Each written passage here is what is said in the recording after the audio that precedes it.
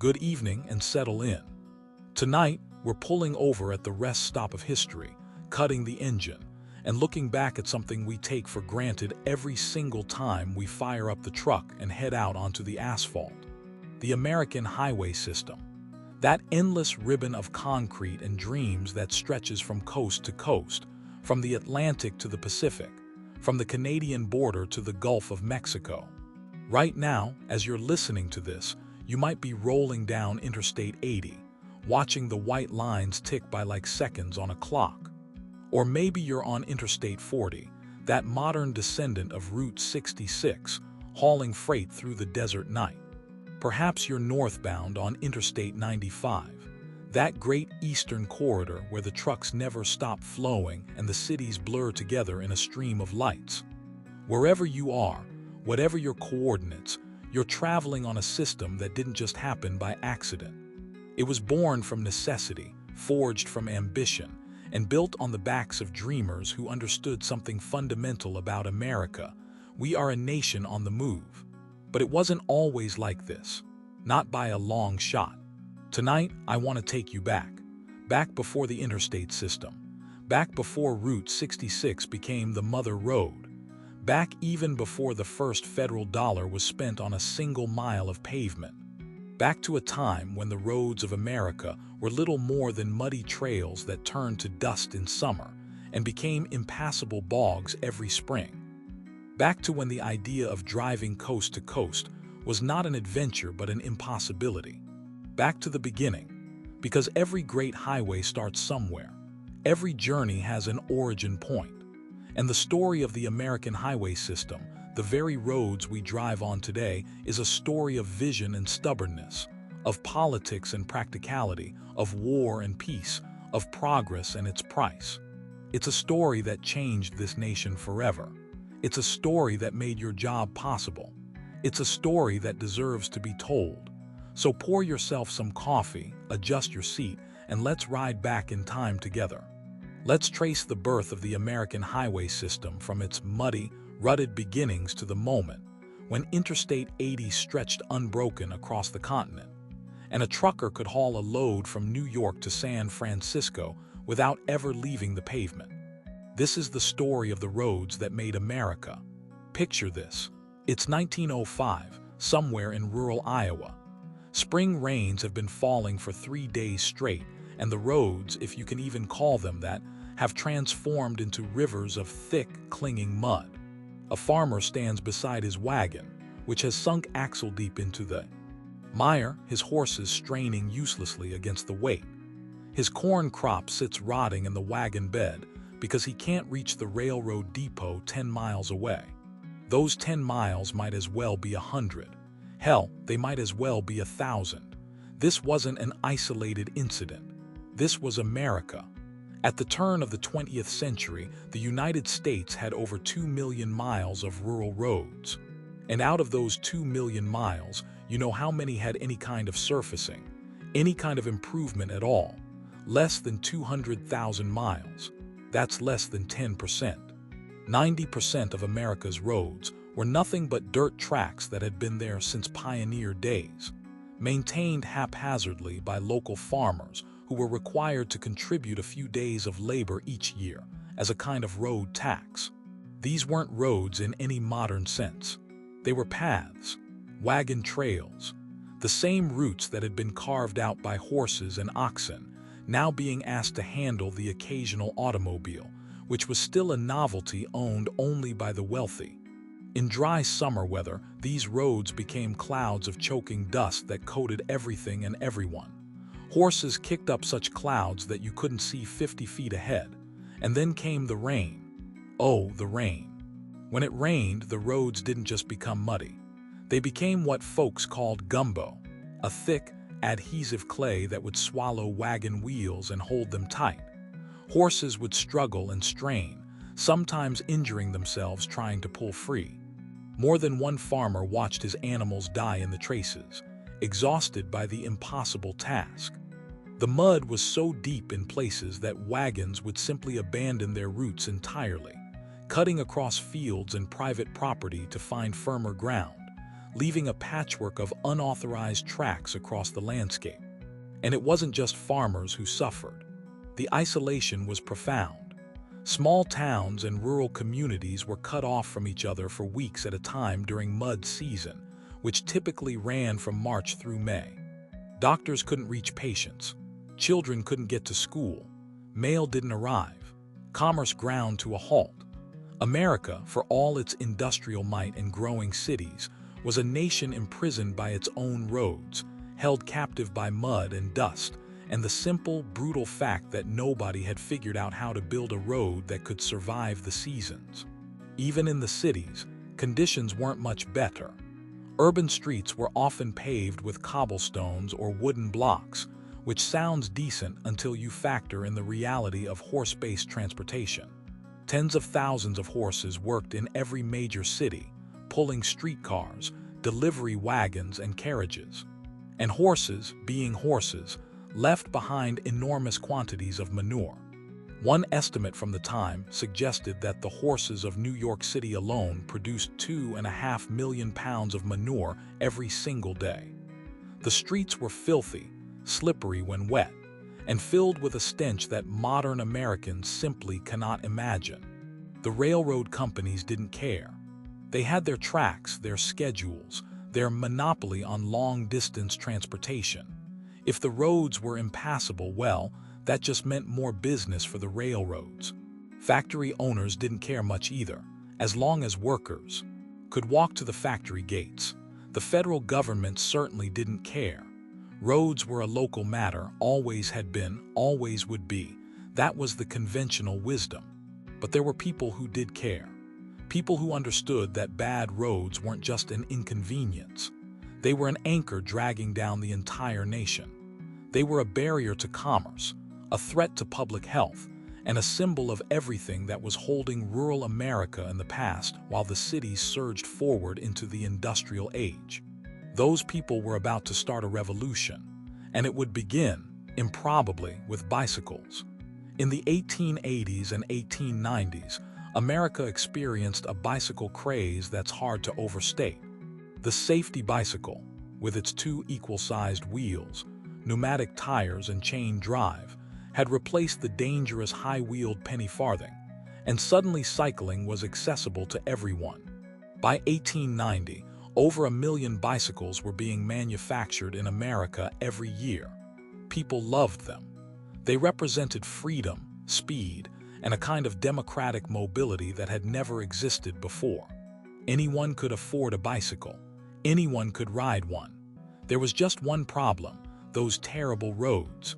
Cyclists quickly discovered that the roads that had barely served horse-drawn wagons were absolutely treacherous for bicycles.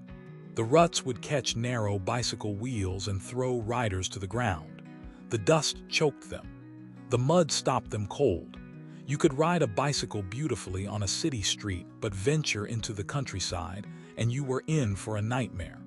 Bicycle clubs formed, and they did what Americans have always done when faced with a problem. They organized. In May 1880, bicycle enthusiasts, riding clubs, and manufacturers met in Newport, Rhode Island, and formed the League of American Wheelmen to support the burgeoning use of bicycles and to protect their interests from legislative discrimination. The League understood that they couldn't just demand better roads for bicycles. That was too narrow, too selfish. So they made their case to farmers, and they did it in the language farmers understood: money. In 1891, the League published a pamphlet that became famous across rural America.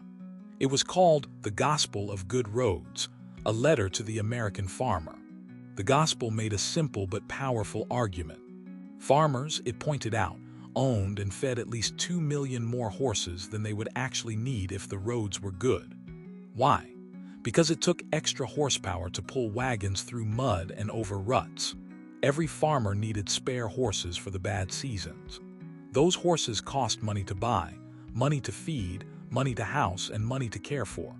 But with good roads, farmers could get by with fewer animals, saving substantial sums every year. More importantly, with good roads, they could get their crops to market faster, reducing spoilage and increasing profits. They could access better prices in larger markets. They could receive supplies more reliably. It was a brilliant argument because it was true. And it worked. Farmers began to pay attention.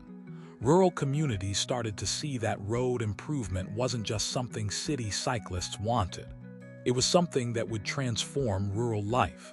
The gospel of good roads spread across the nation like wildfire. The movement had found its message. At the same time, the United States Post Office became an unexpected ally. In 1896, the Post Office launched the first rural free delivery routes, promising to bring mail directly to farmers' homes instead of requiring them to travel to town. But there was a catch. The post office had to determine which roads were actually passable for mail carriers. Roads that weren't suitable were marked as unusable, and farmers living on those roads didn't receive delivery.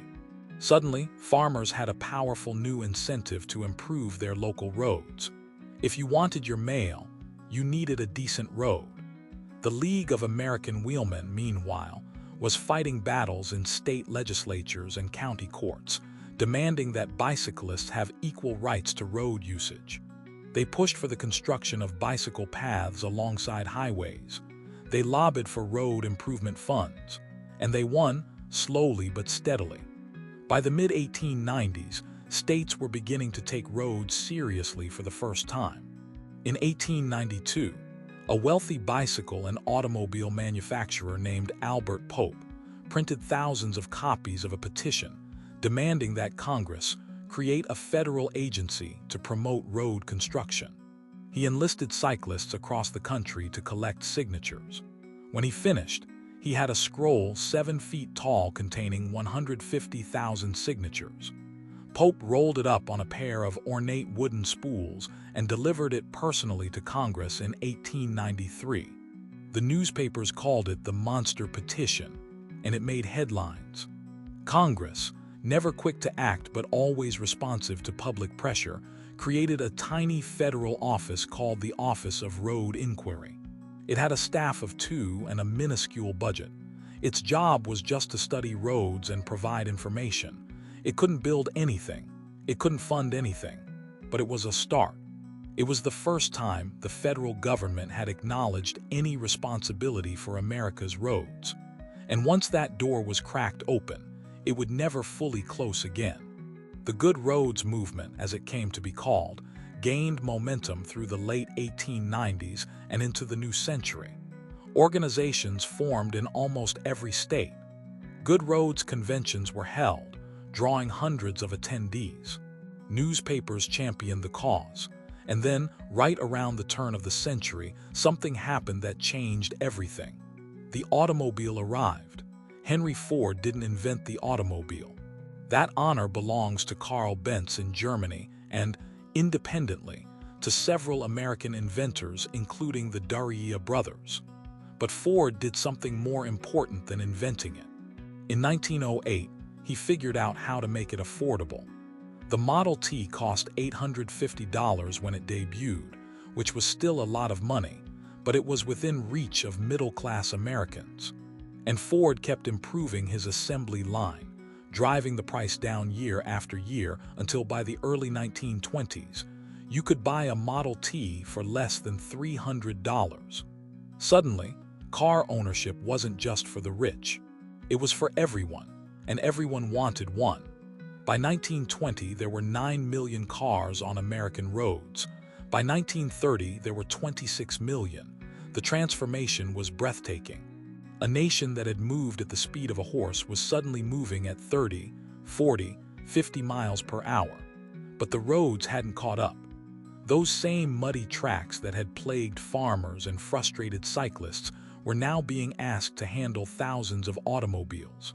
And automobiles, with their narrow tires and heavy engines, chewed up bad roads even faster than wagons had. A car stuck in mud was harder to extract than a wagon. A car couldn't ford a stream the way a horse could.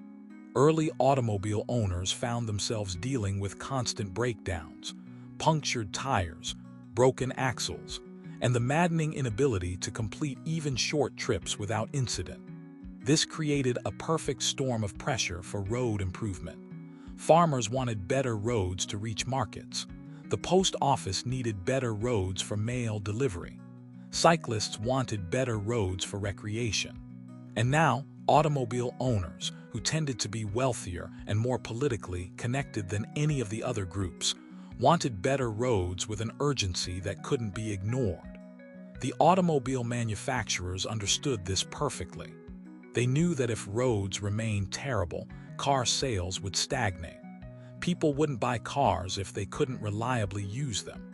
So the automobile industry threw its weight behind the good roads movement.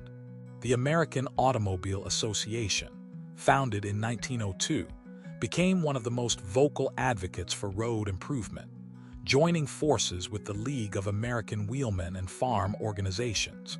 But there was a fundamental question that nobody could agree on: who should pay for these roads? In the traditional system, roads were a local responsibility. You maintained the road in front of your property, and that was that. But that system had never worked well, and it certainly couldn't handle the needs of automobile traffic. Some people argued for state control and state funding. Others believed the federal government should step in. Still others insisted that roads should remain entirely private, funded by tolls collected from users. In the early 1900s, a new idea emerged, named highways. These were long-distance routes conceived by private associations, usually funded by automobile manufacturers and businesses that stood to benefit from increased traffic. The routes would be marked with distinctive signs, and local communities along the way would be responsible for maintaining their section to certain standards. It was a kind of public-private partnership before that phrase existed. The earliest and most ambitious of these named highways would become legendary. It was the brainchild of a man named Carl Fisher, and it would be called the Lincoln Highway. Carl Graham Fisher was the kind of American entrepreneur who makes things happen through sheer force of will. He'd made his fortune manufacturing Prestolite carbide headlights for automobiles, and he'd used that money to build the Indianapolis Motor Speedway, which opened in 1909. Fisher had a gift for seeing what America needed before America knew it needed it. In September 1912, Fisher was having dinner with friends at the Deutsch's house in Indianapolis when he proposed an audacious idea: a coast-to-coast rock highway from New York City to San Francisco. He estimated it would cost about $10 million. The automobile industry would provide materials, and local communities along the route would provide labor. The road would be finished in time for the Panama Pacific International Exposition in San Francisco in 1915. It would be, Fisher said, the greatest highway project in American history. "Let's build it," he told the assembled industrialists, "before we're too old to enjoy it." Within a month, Fisher's friends had pledged $1 million. Henry Joy, president of the Packard Motor Car Company, was in. Frank Saberling, president of Goodyear, was in. Auto parts manufacturers, tire companies, cement producers, they all saw the value. This highway would prove that transcontinental automobile travel was possible. It would demonstrate the need for good roads across the nation. It would be, in Fisher's words, an object lesson that would inspire road building everywhere. But Fisher needed the biggest name in the automobile industry to make this work. He needed Henry Ford. Ford said no. It wasn't that Ford opposed good roads, far from it. But Ford believed that building roads was the government's job, not private industry's. If private companies paid for roads, he argued, then the public would never demand that their tax dollars be used for roads. The government would simply let private industry foot the bill forever. Ford's refusal was principled, but it was also damaging. Without Ford's support, the $10 million fund stalled at around half that amount. Fisher pivoted. If he couldn't build the entire highway immediately, he would do something else. He would make the Lincoln Highway, as it came to be called, a demonstration project. He would strategically build sections of high-quality concrete road, so-called seedling miles. in prominent locations to show local communities what a modern highway should look like. The theory was that once people saw what good concrete roads could do, they'd demand more of them, and they'd be willing to pay for them through taxes. On July 1, 1913, the Lincoln Highway Association was officially established. Its mission statement was clear: to procure the establishment of a continuous improved highway from the Atlantic to the Pacific, open to lawful traffic of all description without toll charges. Henry Joy was named president, ensuring that it wouldn't appear to be solely Fisher's crusade, though Fisher remained the driving force. The association conducted a route-finding expedition that summer, determining the best path from Times Square in New York to Lincoln Park in San Francisco. The route, as finalized, ran through 13 states: New York, New Jersey, Pennsylvania, Ohio, Indiana, Illinois, Iowa, Nebraska, Colorado, Wyoming, Utah, Nevada, and California. It covered 3,389 miles of what was charitably called road. On October 31, 1913, the Lincoln Highway was officially dedicated in ceremonies held simultaneously in hundreds of towns along the route. There were bonfires and fireworks, concerts and parades, street dances on freshly swept stretches of the highway. In Jefferson, Iowa, the state highway engineer Thomas MacDonald gave a speech that captured the spirit of the moment. This highway, he said, would become the first outlet for the road-building energies of this community. It would lead to connected routes radiating outward, and eventually to great transcontinental highways linking the nation. MacDonald had no idea how prophetic his words were. In 1919, he would become commissioner of the Bureau of Public Roads, a position he'd hold for 34 years, overseeing the transformation of America's roads from dirt tracks to modern highways, and eventually playing a key role in the development of the interstate system. The Lincoln Highway captured America's imagination. It became the most famous road in the country almost overnight. Magazines ran stories about adventurous travelers who attempted to drive its length. Businesses along the route prospered. Towns that weren't on the Lincoln Highway lobbied to be included in route realignments. Telephone poles along the highway were painted with distinctive red, white, and blue markers so drivers could follow the route. But here's the truth that the promoters didn't emphasize. In 1913, driving the Lincoln Highway from coast to coast was still a grueling, dangerous, and sometimes impossible journey. Most of it was still dirt road. Sections in Wyoming and Nevada were barely passable in good weather and completely impassable in rain. Bridges were weak or non-existent. Towns were far apart. Gasoline was hard to find. A transcontinental journey could take months and required extensive preparation, spare parts, tire repair kits, emergency supplies, and more than a little luck. But the Lincoln Highway proved something important. It proved that Americans wanted to travel by automobile. It proved that, with proper roads, such travel could be not just possible but practical. And it proved that the old system of local road maintenance simply couldn't meet the needs of a modern, motorized nation. The federal government was watching. And in 1916, for the first time in American history, Congress decided to spend federal money on roads. On July 11, 1916, President Woodrow Wilson sat down at his desk and signed into law the Federal Aid Road Act. It wasn't a huge ceremony. There was no military band or throng of photographers, but the act he signed that day was revolutionary. For the first time in the nation's history, the federal government committed to funding road construction as an ongoing partnership with the states. The act authorized $75 million over 5 years to be distributed to the states as matching funds.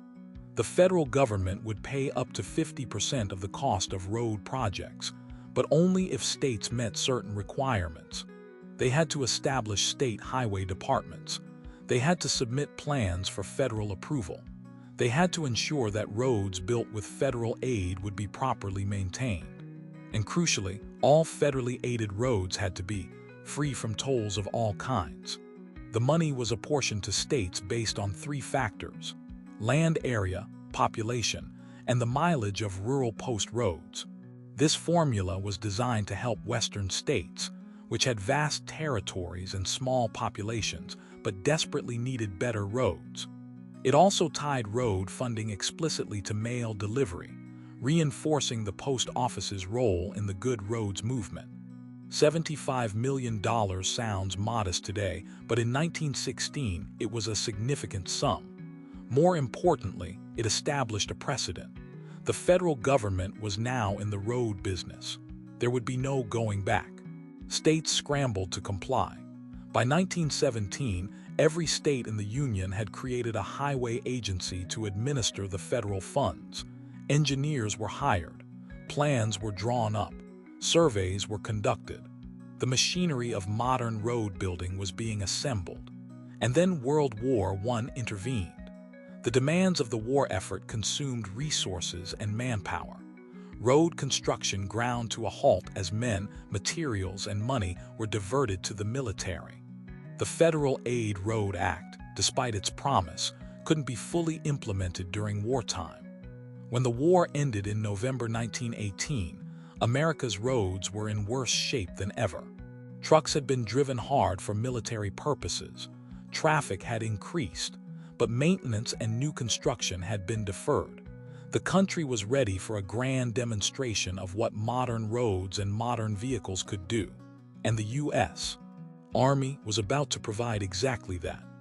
On July 7, 1919, a convoy of 81 U.S. Army vehicles departed from Zero Milestone, a stone marker near the White House in Washington, D.C. Their destination: San Francisco, California, 3,251 miles away. Their route: the Lincoln Highway. Their mission: to test the mobility of military vehicles in a transcontinental journey, to demonstrate to the American public the importance of motor transport, and to evaluate the condition of America's roads. The convoy included 46 trucks, 5 ambulances, 11 staff cars, 9 motorcycles, a Caterpillar tractor, 4 kitchen trailers, a pontoon trailer, a mobile searchlight, and a recovery vehicle. It carried 24 officers and 258 enlisted men.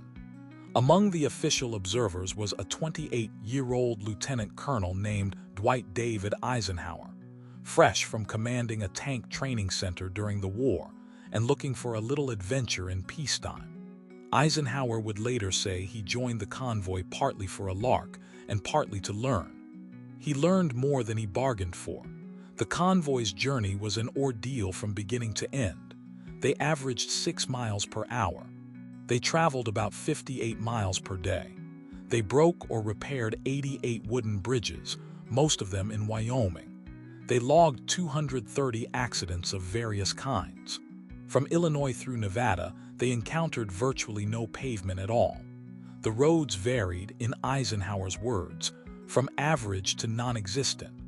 In some places, the convoy simply created its own route, driving across open prairie when the official road became impossible. In Nebraska, near North Platte, they encountered a 200-foot stretch of quicksand that trapped vehicles for more than 7 hours. Trucks sank up to their axles. Soldiers dug and pushed and cursed. The Caterpillar tractor, brought along specifically for such emergencies, proved invaluable. In Iowa, the roads were so poor that the convoy averaged less than 5 miles per hour. In Wyoming, they crossed mountains on dirt tracks that would barely qualify as trails. In Nevada, they traversed desert sand that swallowed wheels and overheated engines. Every day brought new challenges. Carburetors needed adjustment. Spark plugs needed cleaning.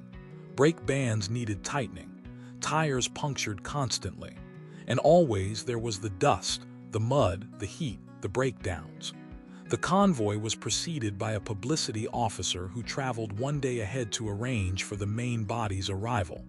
At virtually every stop, the soldiers were greeted by local citizens with barbecues, dances, and celebrations.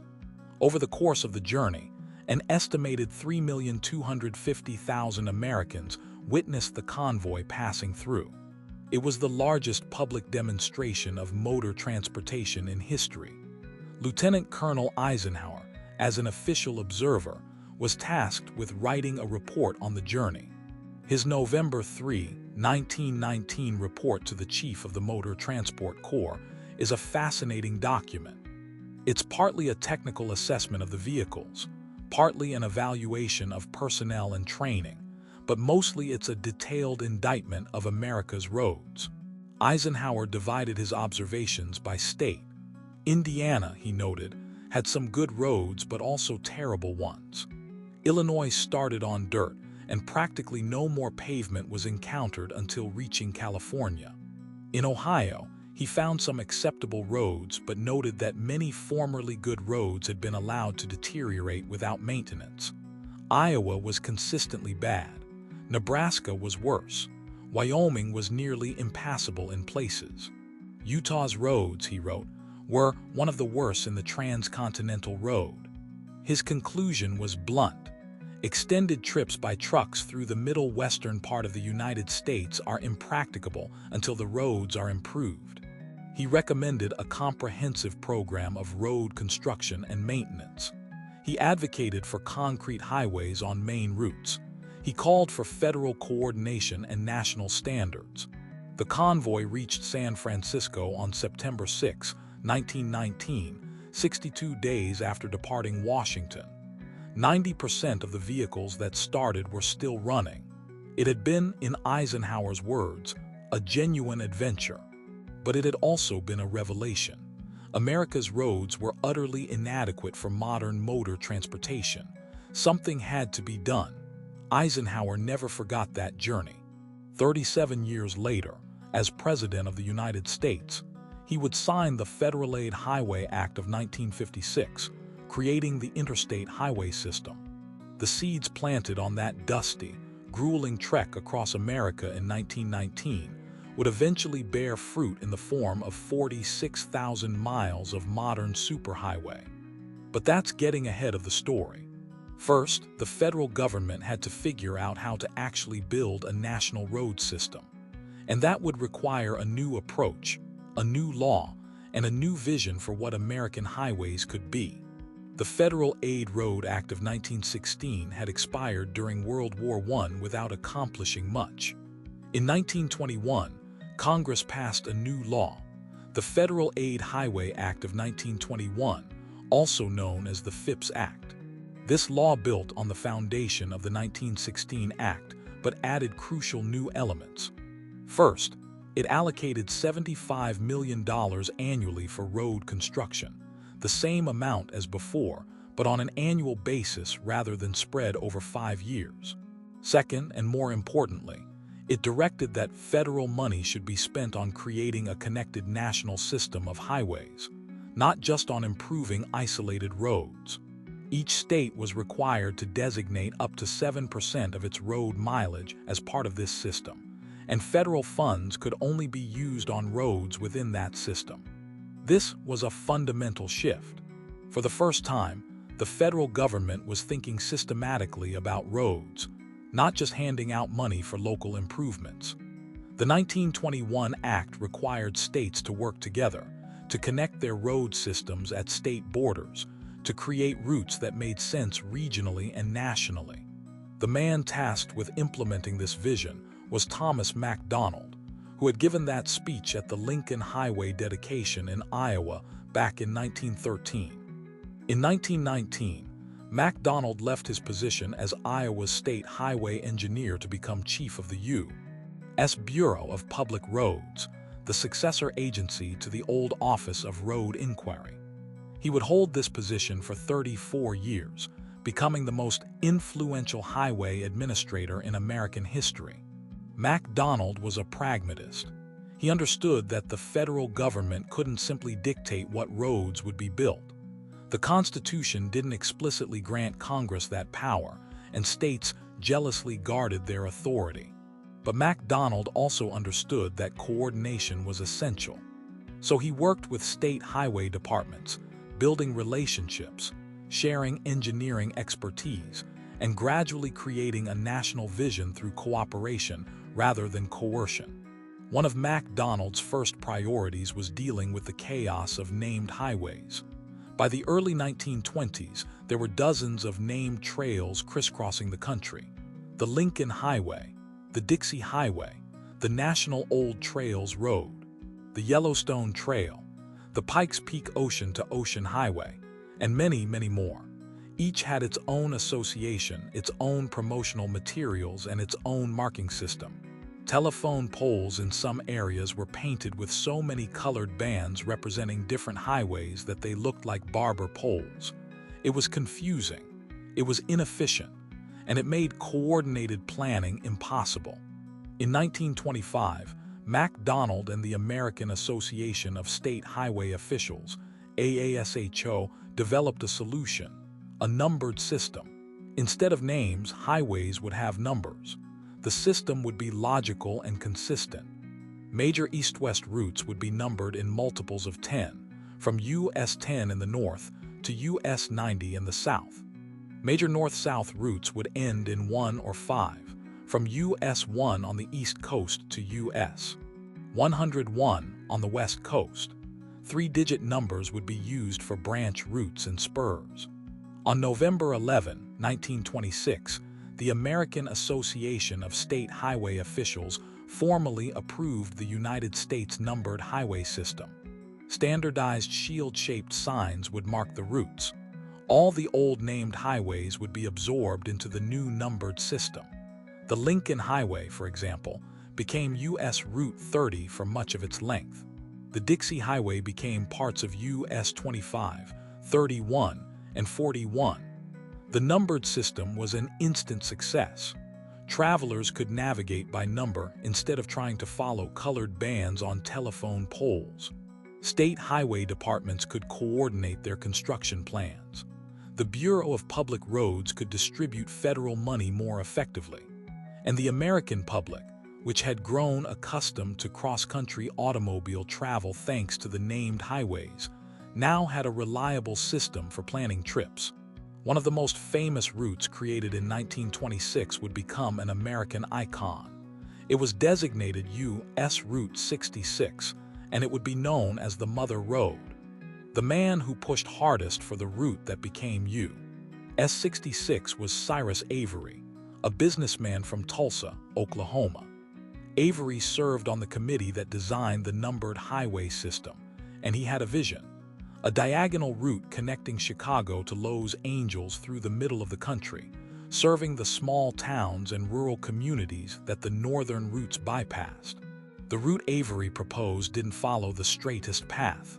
US 30, the old Lincoln Highway, was more direct, but Avery argued that his proposed route would serve more people and connect more communities.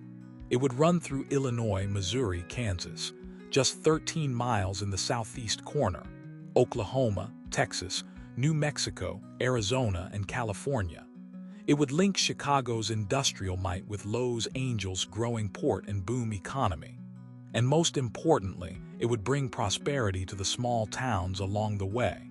On April 30, 1926, the route was officially designated US Route 66. The number itself was controversial. Under the original numbering scheme, it should have been US 60, since it ran mostly east-west, but Kentucky had already claimed 60 for its main east-west route. After negotiations and arguments, 66 was selected. Some historians believe Avery lobbied for 66 specifically because it was easy to remember and had a certain rhythmic appeal. Whatever the reason, the number stuck. US Route 66 officially began at the intersection of Jackson Boulevard and Michigan Avenue in Chicago, though the marker is now located on Adams Street since Jackson became a one-way street. From there, it ran southwest through the heart of Illinois, crossing into Missouri at East St. Louis. It cut diagonally across Missouri, passing through Springfield, which would later claim the title birthplace of Route 66, because that's where the numerical designation was approved. Then it dipped through the very corner of Kansas before entering Oklahoma at Quapaw. Oklahoma embraced Route 66 like no other state. Cyrus Avery, as the father of Route 66, made sure of that. The route ran through Tulsa, Oklahoma City, and dozens of smaller towns, bringing traffic and commerce to communities that had been isolated. From Oklahoma, the route entered the Texas Panhandle, running through Amarillo and across the High Plains. Then it climbed into New Mexico, passing through Tucumcari, Santa Rosa, and Albuquerque, briefly following the centuries-old Santa Fe Trail. Arizona was perhaps Route 66's most scenic and challenging section. The highway climbed through high desert, crossed the Painted Desert, and skirted the southern edge of the Grand Canyon before descending through Flagstaff to the Mojave Desert. It passed through tiny towns like Williams, Seligman, and Kingman before crossing into California at Needles. The California section traversed the brutal Mojave Desert, where summer temperatures could exceed 120 degrees and radiators boiled over daily. The highway passed through Barstow, wound through the Cajon Pass into the Los Angeles Basin, and originally ended at the intersection of Broadway and 7th Street in downtown Los Angeles. Later, the western terminus was extended to Santa Monica, ending at the Pacific Ocean. When Route 66 was first designated in 1926, large sections were still unpaved. It would take until 1938 for the entire route to be paved, making it one of the first fully paved cross-country highways in America. That timing would prove significant, because just as the highway was completed, America was experiencing twin catastrophes that would make Route 66 famous and infamous. The stock market crashed in 1929, plunging America into the Great Depression. Unemployment soared, banks failed, businesses closed, but none of that compared to what was happening in the Great Plains. Poor farming practices combined with severe drought created the Dust Bowl, one of the worst ecological disasters in American history. Massive dust storms, called black blizzards, swept across Oklahoma, Kansas, Texas, and the surrounding states. The dust was so thick it blocked out the sun. It buried farms. It choked livestock. It filled homes with fine dirt that seeped through every crack. Farmers watched their topsoil literally blow away. With no crops and no hope, they had two choices: stay and starve or leave. Hundreds of thousands chose to leave, and the road they took was Route 66. They loaded everything they owned into battered trucks and old cars. They tied mattresses to the roofs and lashed furniture to the sides. Entire families, sometimes 3 generations, crammed into vehicles that were barely running. They headed west, toward California, toward the promise of work in the fields and orchards of the Central Valley. They were called Okies, a derogatory term for migrants from Oklahoma, though they came from Kansas, Texas, Arkansas, and Missouri too. Route 66 became the road of Exodus, a river of desperate humanity flowing west. They stopped in tiny towns along the way, begging for work, for food, for water, for their overheated radiators.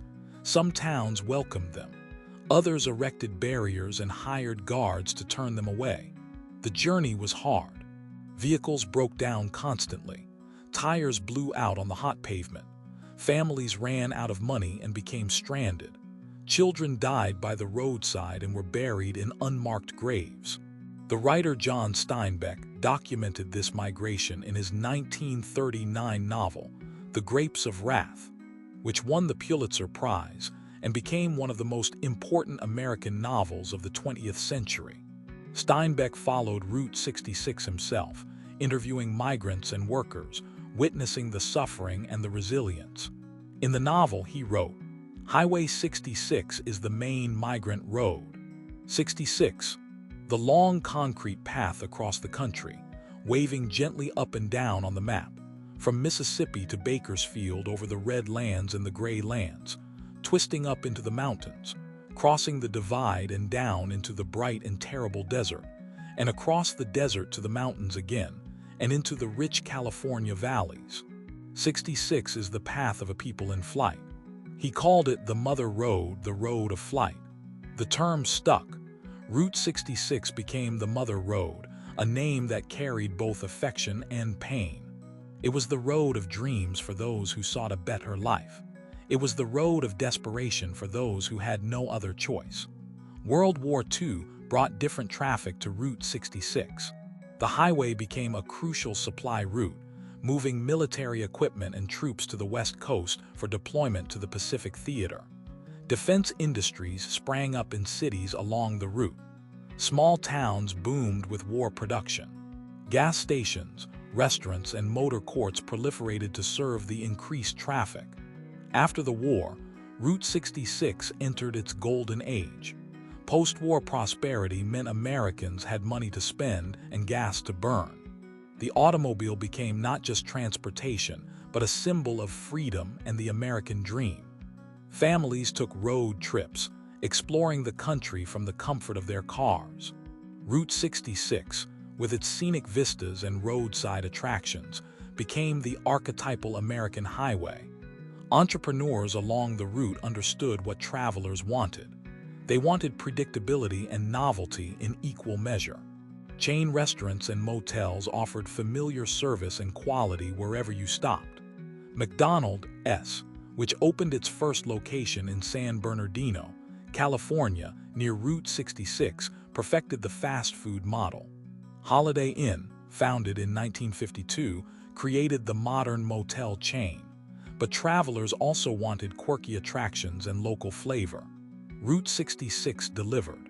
The Wigwam Motel in Holbrook, Arizona, offered rooms shaped like concrete teepees.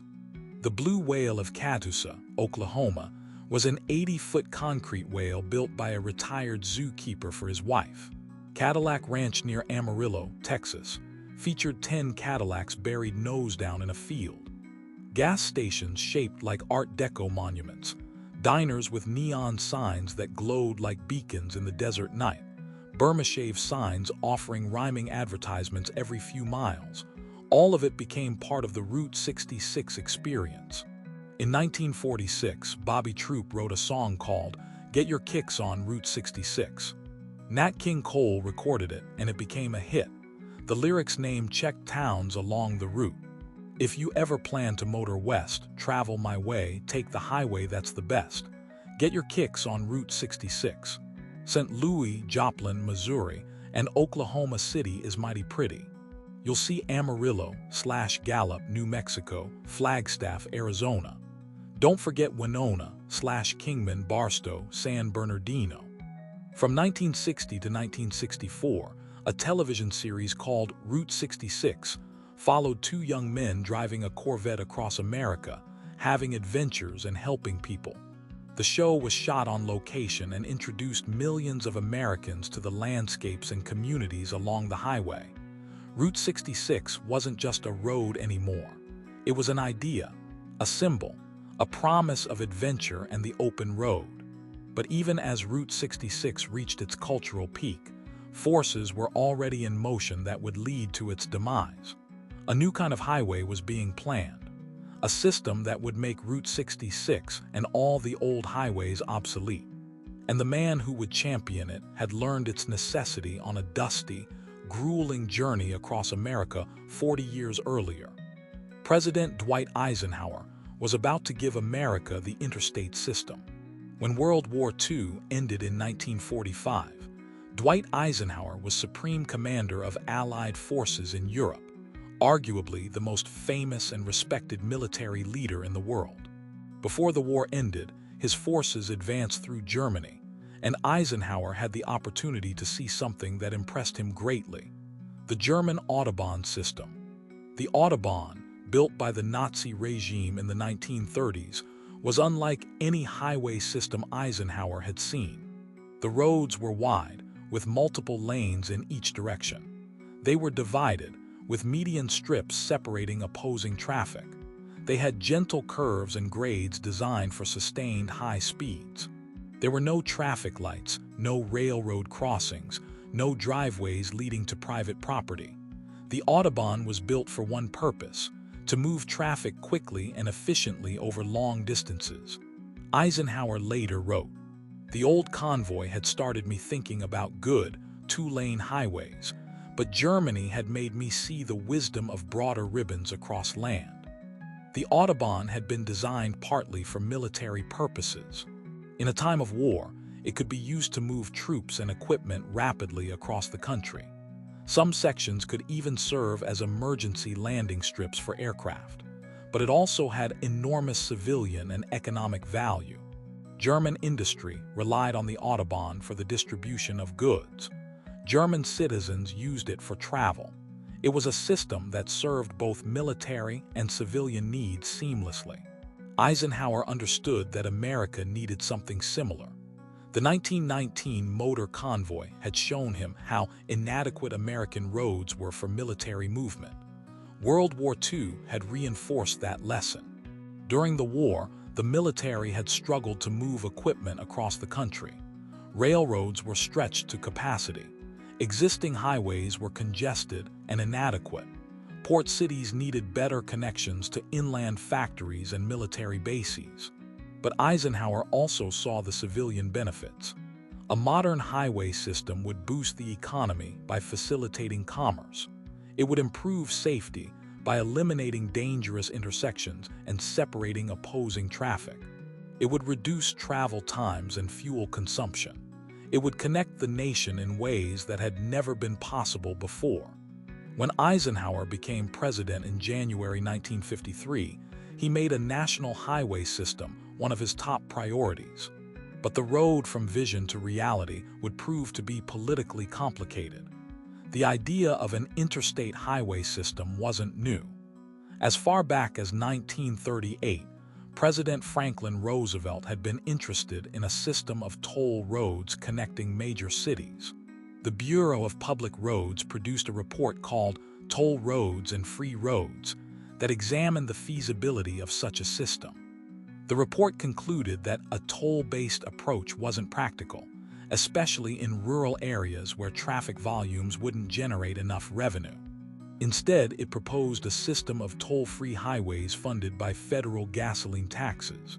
In 1944, Congress passed the Federal Aid Highway Act, which authorized a national system of interstate highways of up to 40,000 miles. The Bureau of Public Roads, working with state highway departments, designated 37,681 miles of primary routes by 1947. But no money was appropriated for construction. The system existed only on paper. The Korean War intervened, consuming resources and attention. By the time Eisenhower took office, only about 6,500 miles of the designated interstate system had been completed to modern standards. Most of the routes were still just two-lane highways, little different from the roads of the 1920s. Eisenhower wanted to change that. In July 1954, he established a President's Advisory Committee on a National Highway Program, chaired by General Lucius Clay. The Clay Committee spent months studying the problem and consulting with experts. Their report, delivered in January 1955, was ambitious. They proposed a 10-year, $100 billion program to build 40,000 miles of divided, limited-access highways linking all American cities with populations greater than 50,000. $100 billion was an astronomical sum in 1955. It represented more than twice the federal budget for that year. The proposal sparked intense debate. How would it be financed? Should it be done through tolls or taxes? Should it be funded through federal bonds or pay-as-you-go? What share should the federal government pay versus the states? The political maneuvering was complex. Eisenhower initially favored a system of toll roads, but the Clay Committee convinced him that tolls wouldn't work outside of densely populated regions. The Senate passed a version of the highway bill quickly, but the House balked at using federal bonds for financing. Democrats wanted a different funding mechanism than Republicans. States worried about losing autonomy to federal mandates. Finally, a compromise emerged. The highway system would be funded through the Highway Trust Fund, a dedicated account funded by federal taxes on gasoline, diesel fuel, tires, and heavy vehicles. This would be a user-pays system. People who used the highways would pay for them through the fuel they purchased. The fund would be protected from being raided for other purposes. And crucially, the federal government would pay 90% of construction costs, with states covering the remaining 10%. This funding formula was revolutionary. It ensured that highways could be built even in rural areas with low populations. It protected highway funding from annual budget battles in Congress, and it provided a steady, predictable revenue stream that would allow for long-term planning. On June 26, 1956, Congress passed the Federal Aid Highway Act of 1956. Eisenhower was recovering from surgery at Walter Reed Medical Center when he signed it on June 29. There was no ceremony, no photographs, no speeches, just a signature on a document that would transform America. The act authorized the construction of 41,000 miles of the interstate system over 13 years, though it would eventually take much longer. The system would consist of divided highways with at least 4 lanes, limited access with no at-grade intersections, standardized signs and road markings, and design standards that ensured safe travel at sustained high speeds. The interstate routes were numbered using a system similar to the U.S. highway system. Even-numbered routes ran east-west, with lower numbers in the south and higher numbers in the north. Odd-numbered routes ran north-south, with lower numbers in the west and higher numbers in the east. 3-digit numbers indicated spurs, bypasses, and beltways around cities. The scale of the project was staggering. It would require moving enough earth to bury the entire state of Connecticut 3 feet deep. It would use enough concrete to build a sidewalk from Earth to the moon and back multiple times. It would involve drilling tunnels through mountains, building bridges across rivers and gorges, and creating elaborate interchanges where highways crossed. It would employ hundreds of thousands of construction workers. And it would, as Eisenhower predicted, change the face of America. The first contract was awarded in Missouri on August 2, 1956, for work on what is now Interstate 70. Kansas claimed to be the first state to begin paving, starting work on Interstate 70 on September 26, 1956. But many states had already begun work on sections of the future interstate system using earlier federal funding. The Pennsylvania Turnpike, opened in 1940, was later incorporated into the interstate system as Interstate 70 and Interstate 76. New York's parkways and California's freeways would also be absorbed into the system. Construction accelerated through the late 1950s and into the 1960s.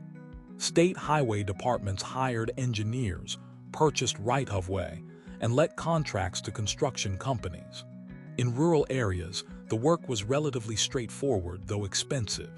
Grading, drainage, paving, mile after mile of concrete and asphalt stretching across the landscape. But in cities, the interstate system would prove to be far more controversial than anyone had anticipated. The original vision for the interstate system focused on connecting cities, not running through them. The system was meant to facilitate long-distance travel and commerce between population centers. But as plans were developed, state highway departments and the Bureau of Public Roads made a fateful decision. Interstate highways would also be routed through the hearts of cities, providing urban expressways that would relieve congestion and connect suburbs to downtown cores. This decision would have profound and lasting consequences. In city after city, proposed interstate routes were drawn through low-income neighborhoods, often minority communities. The reasoning from an engineering and economic standpoint seemed sound. These neighborhoods had lower property values, which meant cheaper right-of-way acquisition. They had less political power, which meant less resistance. And highway engineers, trained to prioritize cost efficiency and traffic flow, saw these routes as logical choices. But from the perspective of the people who lived in those neighborhoods, the interstate system looked like a bulldozer aimed at their homes. In Miami, Interstate 95 was routed through Overtown, a vibrant African-American community that was the cultural and economic heart of Black Miami. The highway destroyed hundreds of homes and businesses, severing the neighborhood and scattering its residents. What had been a thriving community became fragmented and impoverished. In New Orleans, Interstate 10 was built directly down Claiborne Avenue, a beautiful street lined with massive oak trees that served as the main street of the city's Black community.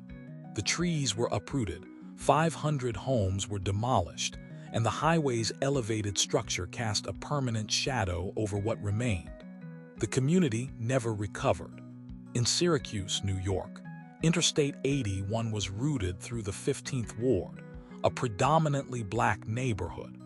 The highway destroyed the economic heart of the community and created a barrier that isolated remaining residents from the rest of the city. These stories were repeated in dozens of cities: Baltimore, Washington, D.C., Detroit, Los Angeles, San Francisco, Birmingham, Kansas City, St. Louis, Nashville. Wherever interstate highways entered cities, they tended to cut through the neighborhoods where people had the least power to resist. Some urban planners and highway officials were explicit about their intentions.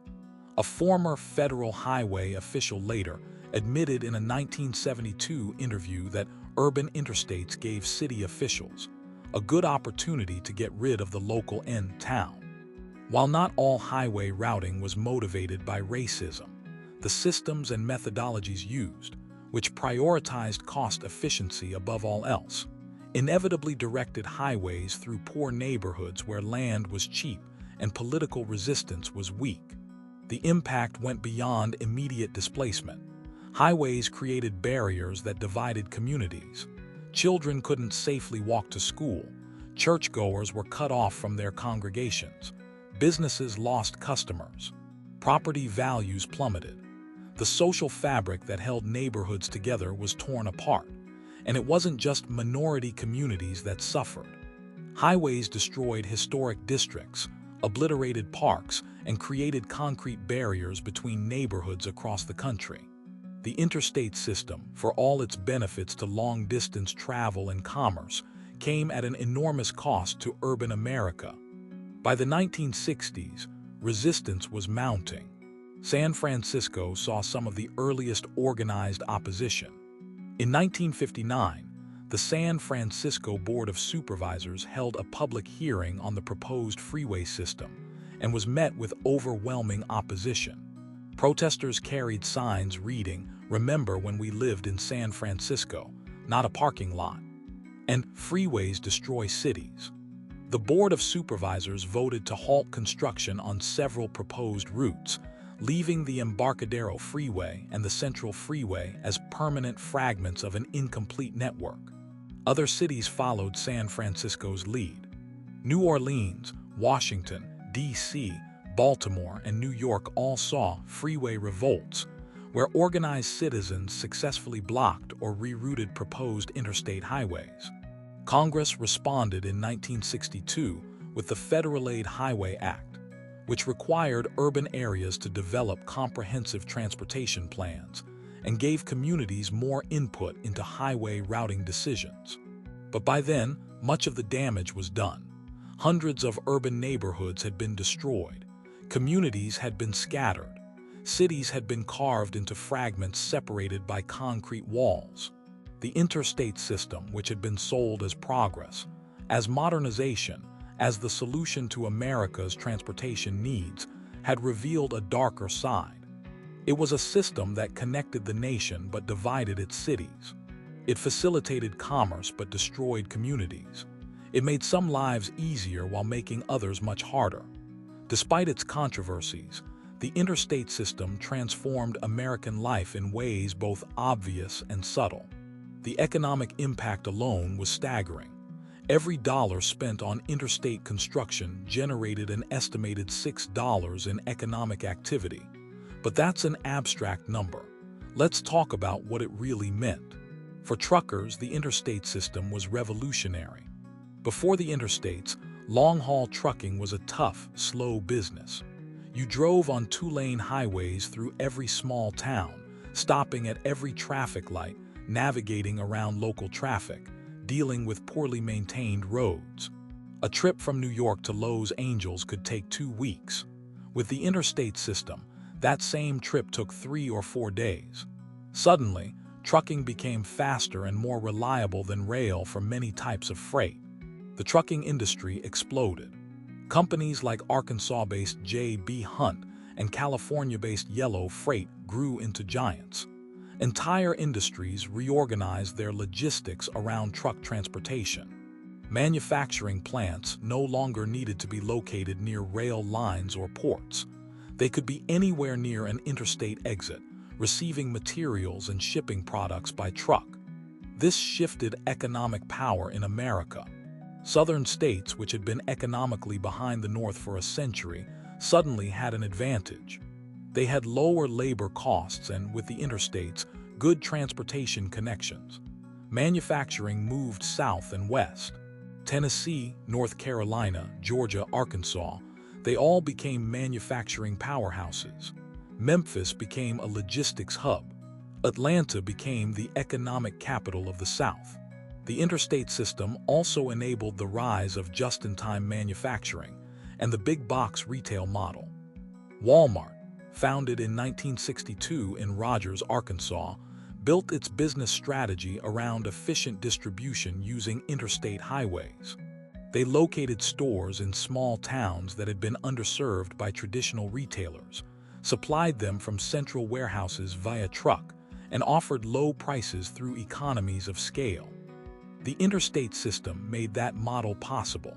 For American families, the interstate system meant mobility. Suburbs boomed because commuting became faster and more predictable. You could live 30 miles from your workplace and reach it in 30 minutes instead of an hour. Cities sprawled outward along interstate corridors. The traditional urban pattern of dense neighborhoods radiating from a downtown core gave way to decentralized metropolitan areas with multiple business centers and residential development stretching for miles in every direction. The interstate system also democratized long-distance travel. Family road trips, once arduous adventures, became routine. You could drive from Chicago to Florida for a beach vacation, from New York to California to visit relatives, from Detroit to the Grand Canyon just to see it. The interstate made America accessible to ordinary people in ways it had never been before. But there were costs beyond the destroyed urban neighborhoods. Small towns that weren't on interstate routes withered. Route 66 is the most famous example. When Interstate 40 was completed parallel to Route 66, it bypassed dozens of small towns. The traffic dried up, gas stations closed, restaurants went out of business, motels stood empty. Entire communities that had prospered for decades suddenly found themselves economically isolated. Williams, Arizona, was the last town on Route 66 to be bypassed by Interstate 40. On October 13, 1984, the bypass opened, and Williams held a funeral for Route 66. The economic impact was immediate and severe. Tourism plummeted. Businesses failed. The town survived, eventually reinventing itself as a gateway to the Grand Canyon, but it never regained its Route 66-era prosperity. This pattern repeated across the country. Towns on the old U.S. highways declined while new communities grew up around interstate exits. Truck stops, chain restaurants, budget motels, gas stations, they all clustered around exits, creating a new kind of place. Anonymous, practical, identical whether you were in Pennsylvania or Nevada. The interstate system also changed American culture in less tangible ways. John Steinbeck, who had romanticized Route 66 in The Grapes of Wrath, looked at the new interstates with dismay. In his 1962 book, Travels with Charlie, he wrote, "When we get these throughways across the whole country, as we will and must, it will be possible to drive from New York to California without seeing a single thing." He was right about that. The interstate system prioritized efficiency over experience. You could cross the country without really seeing it, without stopping in small towns or talking to locals or eating at mom and pop diners. The journey became a means to an end rather than an experience in itself. The interstate system also accelerated the decline of passenger rail. Why take a train when you could drive yourself on a modern highway? Train service dwindled. Routes were cut. Stations closed. By 1970, American passenger rail was on life support, kept alive only by the creation of Amtrak, a government-supported corporation. But for truck drivers, the interstate system was unambiguously positive. It made your job possible in its modern form. Before the interstates, over-the-road trucking was a brutal profession. Long hours on poor roads, constant breakdowns, danger at every intersection. The interstates made long-haul trucking safer, faster, and more predictable. They made it possible to make a living moving freight across the country. They created an industry and a culture. Today, over $800 billion worth of goods moves by truck every year. There are over 3 million truck drivers in America. The trucking industry employs over 7 million people in total.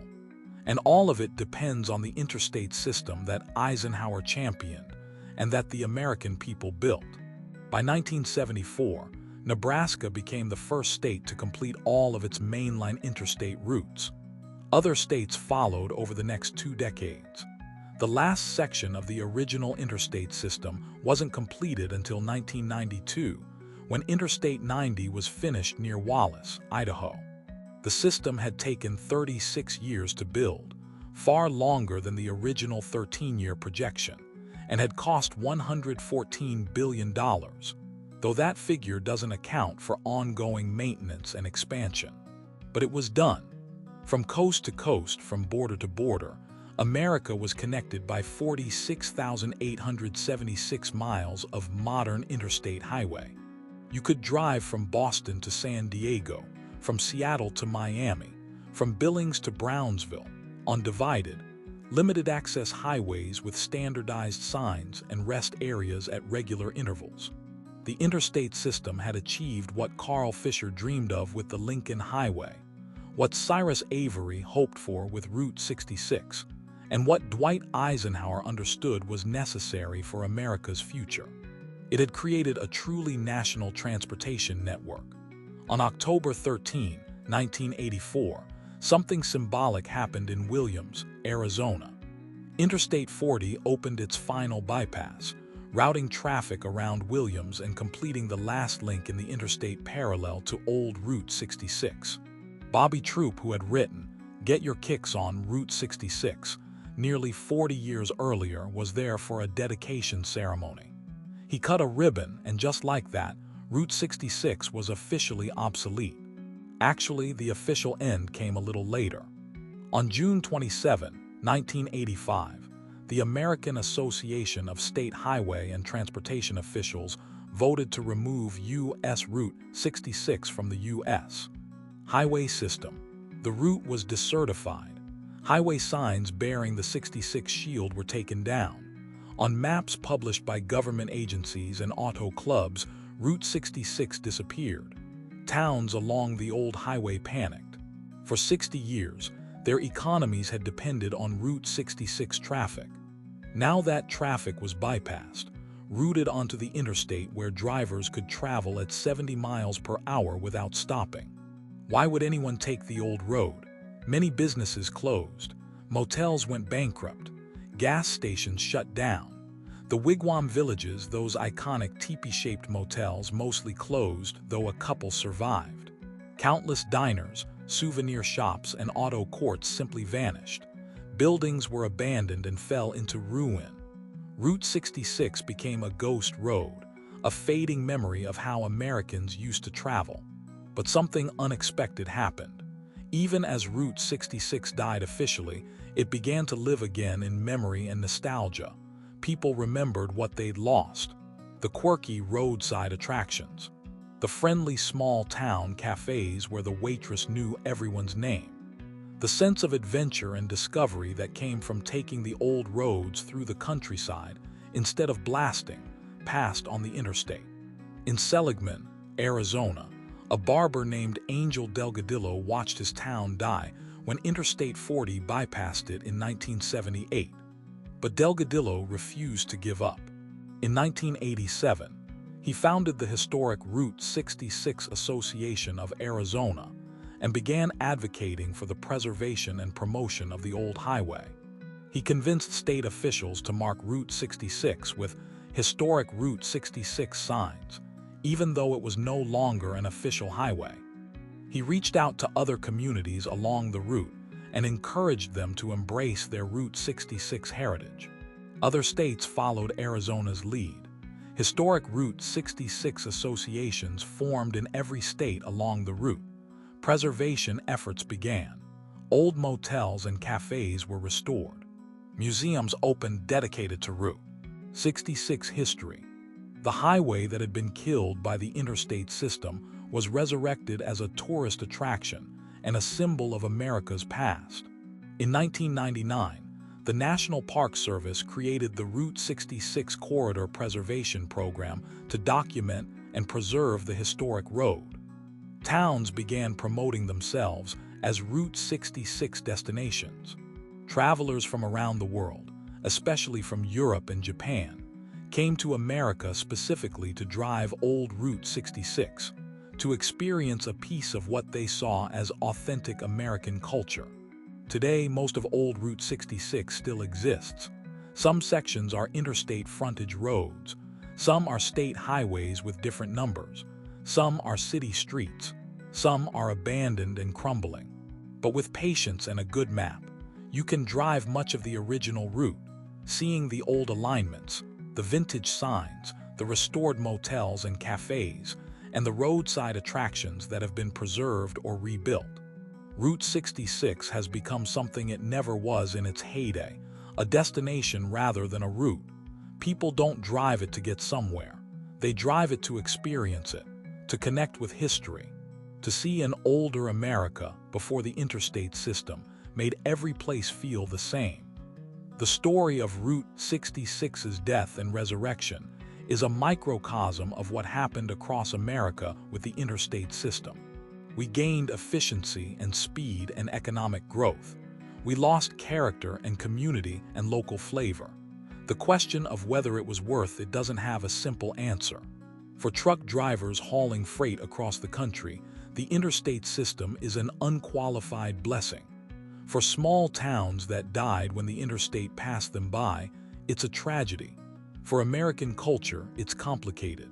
Today, the Dwight D. Eisenhower system of interstate and defense highways, to give it its formal name, consists of nearly 49,000 miles of limited-access highways. It connects every major city in America.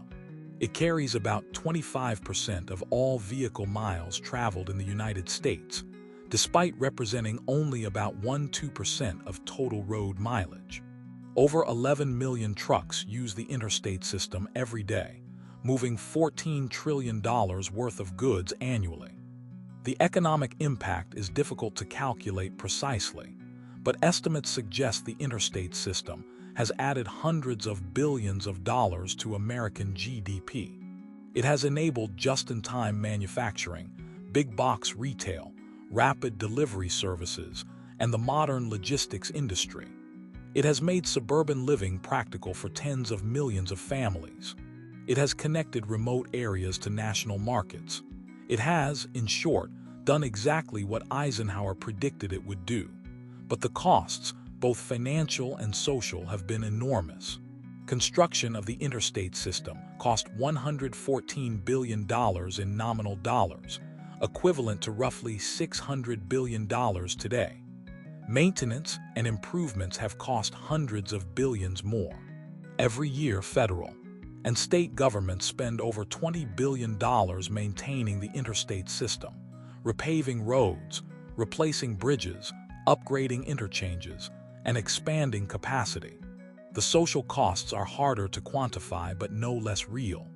The interstate highways destroyed over 1 million housing units, mostly in urban areas. They displaced communities, separated neighborhoods, and contributed to urban decay and suburban sprawl.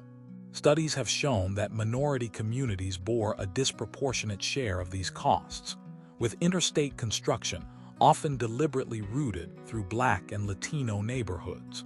The interstate system also accelerated suburbanization, which led to increased automobile dependence, longer commutes, higher energy consumption, and greater environmental impact. American cities became less walkable, less connected, and less diverse as middle-class families moved to suburban developments accessible only by car. The system contributed to the decline of passenger rail, making America one of the few developed nations where cars and planes dominate long-distance travel. It enabled a car-centric culture that shapes everything from housing patterns to retail design to urban planning. And yet, for all these costs, the interstate system remains fundamental to American life. It's impossible to imagine the modern American economy without it. The trucking industry, which employs millions and moves the majority of domestic freight, depends entirely on the interstate system. E-commerce, which has transformed retail, relies on rapid truck delivery via interstate highways. The mobility and flexibility that Americans value, the ability to drive across the country for work or pleasure, all of it is enabled by the interstate system. For truck drivers, the interstate system is your office, your workspace, the ribbon of road that you know better than anyone. You know which rest areas have the best coffee, which way stations are always backed up, which stretches of Interstate 80 across Wyoming are most dangerous in winter, which interchanges in Atlanta require extra caution. The interstate system is more than infrastructure to you. It's home. And that's what the birth of the American highway system ultimately created. Not just roads, but a way of life, a profession, a culture. It changed how Americans live, work, and move through the world. It made your job possible. It made modern America possible. Let's bring this story full circle. We started in 1905 with a farmer standing beside his wagon, stuck axle-deep in Iowa mud, his corn crop rotting because he couldn't reach the railroad depot 10 miles away. We talked about roads that were little more than dirt tracks, impassable for weeks every spring, choking with dust every summer. We talked about isolated communities and an America held captive by its own terrible roads. Then we followed the bicycle enthusiasts who started the Good Roads movement, advocating for improved roads not just for themselves, but for farmers and rural America. We saw the federal government take its first tentative steps into road funding, with the Federal Aid Road Act of 1916, providing matching funds to states that agreed to establish highway departments and maintain federally aided roads. We rode with Carl Fisher and the Lincoln Highway, that ambitious attempt to prove that a transcontinental highway was possible, that Americans wanted to travel by automobile, and that good roads were essential for a modern nation. We watched as the Lincoln Highway, dedicated in 1913, inspired a generation of road builders and travelers. We traveled with a young lieutenant colonel named Dwight Eisenhower on the 1919 Army transcontinental motor convoy, enduring 62 days of mud, sand, breakdowns, and lessons about just how inadequate American roads were. We saw how that journey planted seeds that wouldn't bear fruit for nearly 40 years. We witnessed the creation of the numbered U.S. highway system in 1926, bringing order to the chaos of named roads and colored bands on telephone poles. We drove the Mother Road, Route 66, through its incarnations as a dusty dirt highway, a road of flight for Dust Bowl refugees, a military supply route during World War II, and finally a symbol of American car culture and adventure. We sat in the White House as President Eisenhower signed the Federal Aid Highway Act of 1956, creating the interstate system, that vast network of divided limited-access highways that would connect the nation and change America forever. We watched as bulldozers carved interstate routes through cities, destroying neighborhoods even as they connected regions. We saw small towns on Route 66 die when the interstate bypassed them. And we watched Route 66 itself be decertified in 1985, only to rise again as a nostalgic tourism destination. We recognized the price of progress, the trade-offs between efficiency and community, between speed and experience. And now, here we are, driving on interstate highways that stretch from coast to coast, from border to border, hauling freight that keeps America supplied, rolling through the night on roads that Carl Fisher dreamed about, that Thomas MacDonald planned, that Dwight Eisenhower championed, and that millions of construction workers built. The birth of the American highway system wasn't a single event.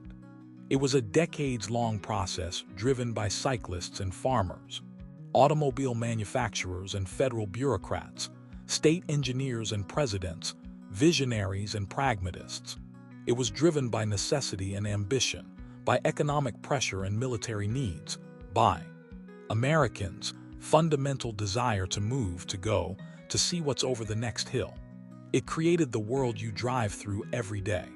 The interstate highways, the truck stops, the way stations, the rest areas, the ribbons of concrete stretching to the horizon. All of it was built. All of it has a history.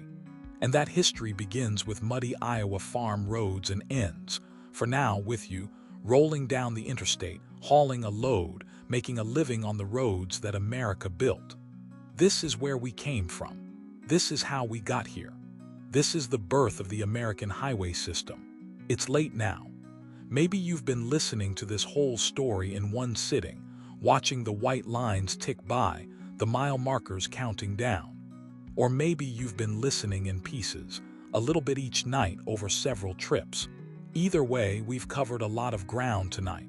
100 years of history, from bicycles to big rigs, from mud to modern highways. The story of the American highway system is the story of America itself. Ambitious, flawed, transformative, built on dreams and hard work, on vision and pragmatism, on progress and its price. The highways connected us and divided us. They made some communities prosperous and destroyed others. They enabled the trucking industry and killed passenger rail. They represent both the best and the worst of American development, but they're here, they're real, and they work. Every day, millions of trucks roll along these highways, moving the goods that keep America running. Every day, families take road trips, exploring the country from the comfort of their cars. Every day, the interstate system does exactly what it was designed to do: move people and goods quickly, safely, and efficiently across vast distances. As a truck driver, you're part of that story now. You're continuing what started with a farmer stuck in mud, with a cyclist advocating for better roads, with Carl Fisher dreaming of a highway across America, with Eisenhower signing a law that changed the nation. You're out there on those roads every day, making deliveries, keeping the supply chain moving, doing work that the interstate system made possible. The highways tell stories if you know how to listen. Every rest area has seen millions of drivers stop for coffee and a break. Every interchange connects to somewhere with its own history. Every mile marker counts the distance traveled by countless trucks and cars. The roads we drive on were built by hands and machines, planned by engineers, funded by taxpayers, and made possible by a century of Americans who understood that good roads weren't a luxury but a necessity. So the next time you're rolling down Interstate 80 across the plains, or navigating the tangle of Atlanta's interstate exchanges, or climbing the grades in the Rockies on Interstate 70, remember the story. Remember the mud roads and the good roads movement. Remember the Lincoln Highway and the 1919 Army convoy. Remember Route 66 and the interstate system. Remember that every mile of road you travel has a history. And maybe, just maybe, you'll see the highway a little differently. Not just as a workplace, but as a monument to American ambition and achievement. Not just as pavement, but as a story. The story of how we built the roads that made America. Thanks for riding along tonight. Keep it between the lines. Stay safe out there. And I'll catch you on the next road ahead. Good night and Godspeed.